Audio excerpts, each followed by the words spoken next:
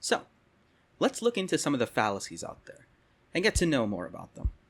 I had a philosophy class back in senior high school. We got to learn about these, but I forgot them already. So, let's have a little refresher, shall we? So there are two basic types of fallacies. There's the formal and there's the informal. Let's start with formal. Formal is the errors in the structure of the argument. Let's say, for example, my dog eats poop and dung beetles also eat poop. So dung beetles are dogs. You might think this sounds stupid, because it is. Of course dung beetles aren't dogs. We know both species aren't the same, and they are proven not to be the same, so the statement that dung beetles are dogs is just flat out wrong, and is clearly a fallacy. Specifically a undistributed middle fallacy, which is one of the many types of formal fallacies out there, which we're not going to talk about because that's a fucking ton.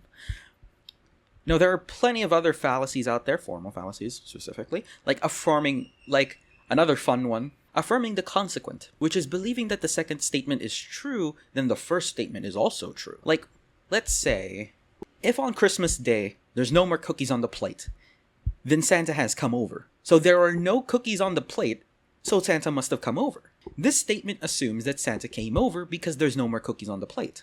But that doesn't take into account that your dad could have just eaten the cookies himself. Affirming the consequent is, one of the many formal fallacies out there, and there are plenty more, but again, these are just some fun ones. So now let's move into informal fallacies. Informal, on the other hand, is the real meat and potatoes of the subject. It's what you think of mostly when you think of fallacies, because they're more common in everyday life and, can even help you in formal arguments such as debates or even just petty arguments with your friends. Informal fallacies, unlike formal fallacies, are more focused on the misuse of content. They're more to sway you to an idea with conveying content without really being the most proper way. So there's really four major families of informal fallacies, and all of the fallacies can really just fit into one of the four. There's a lot here, so let's get into it. I'll give some examples as well. So the four, it's the fallacies of relevance, the fallacy of weak induction, the fallacy of presumption or assumption, or the fallacy of ambiguity or language. So let's start with the fallacy of relevance. The fallacy of relevance is mainly to distract you from the main idea. It's playing with words or emotions to kind of shift the discussion into something different. Maybe it's a different topic, or maybe it's just, first of all, I think one of the more famous ones, ad hominem. This is more attacking the person and not the argument.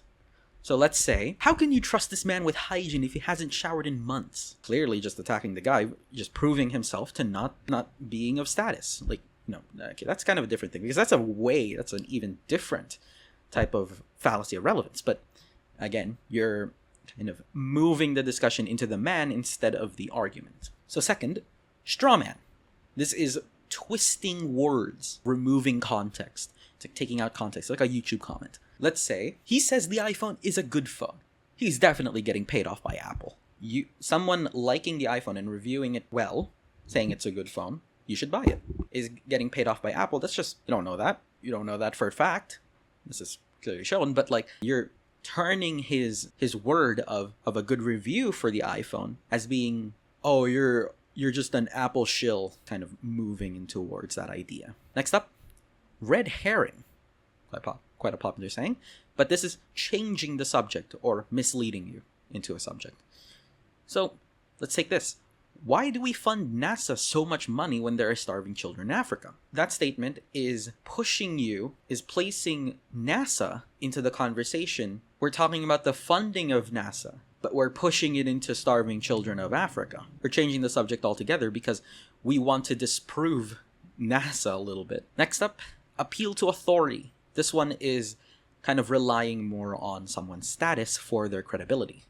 So let's say, there's nothing to say that this pen is actually the best, it's just used by this guy. And this guy happens to be the president, and it's kind of like the most high status man in any country. So you're relying on his status to give a convincing reason to use this pen or buy this pen. That's appeal to authority. So let's move into appeal to popularity, or more commonly known as bandwagoning. So this is where the popular choice is often the most reliable. So let's get into the example. Let's go back to 2016. everyone is getting fidget spinners, so I should get one as well. You're just getting into the trend.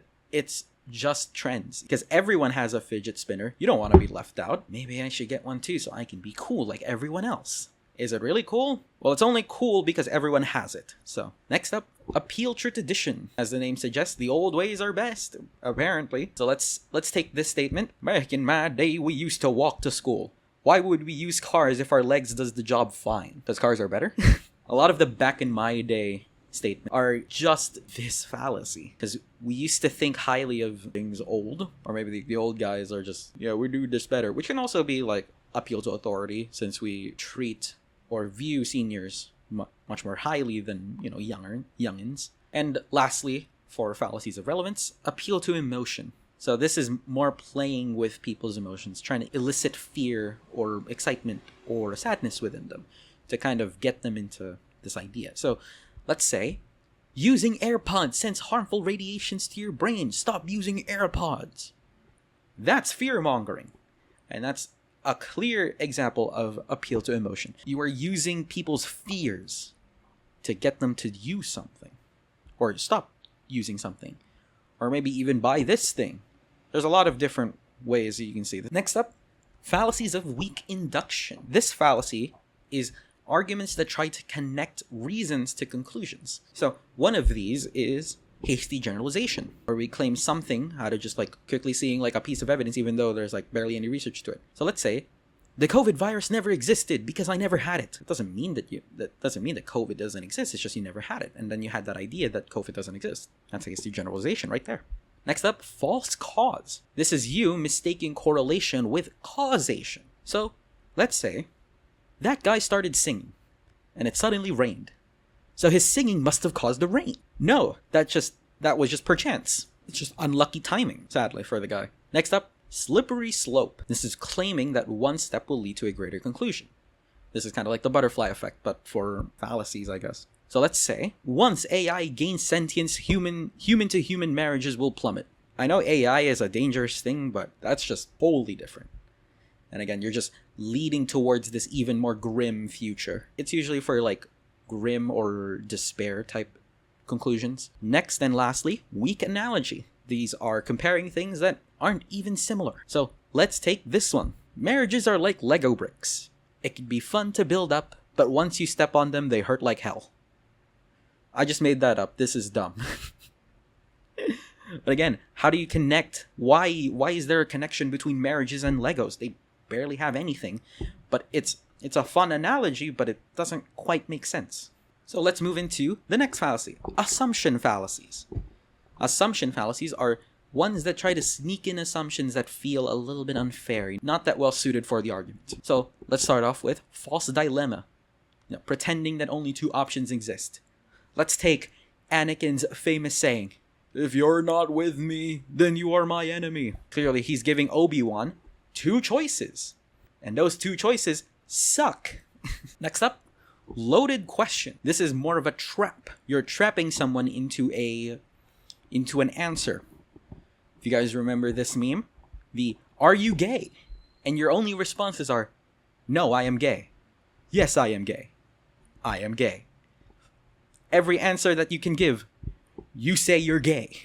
Next up, circular reasoning. This is just going in circles. Your conclusion is basically your introduction, your premise. So let's say this example. I am the best human on earth because I am the best. Kind of a bad example, but again, your main point is what you end up with. And lastly, suppressed evidence. This is you hiding stuff. This is you hiding evidence. So let's say you have a bottle of medicine. This ain't medicine. This is a thing of screwdrivers. But let's say this medicine will cure your sore throat. And then on the back of the label it said side effects, AIDS. Well then, that's all for assumption fallacies. Now let's move into the last one, language fallacies.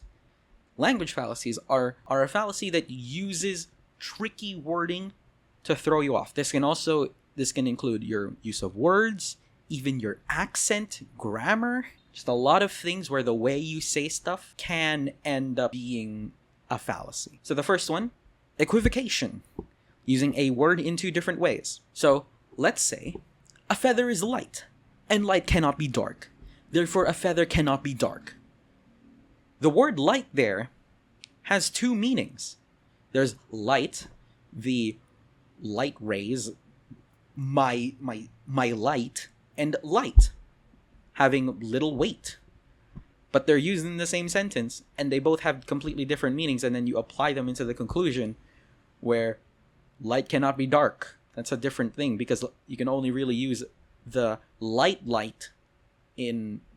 You can't really associate it with a feather, so that's equivocation. Lastly, amphiboly. This is you using bad grammar or wording to create confusion. Again, this can also include accents. A famous saying from the amazing Jensen Huang. I say that sarcastically. The more you buy, the more you save. No, you don't. The more you buy, the more you buy. You do save, but you would save way more money if you just didn't buy it. There's a lot of these for ads, especially for sales. So, yeah, keep an eye on that. And that's all the fallacies I got for you. See ya. See ya, bitch.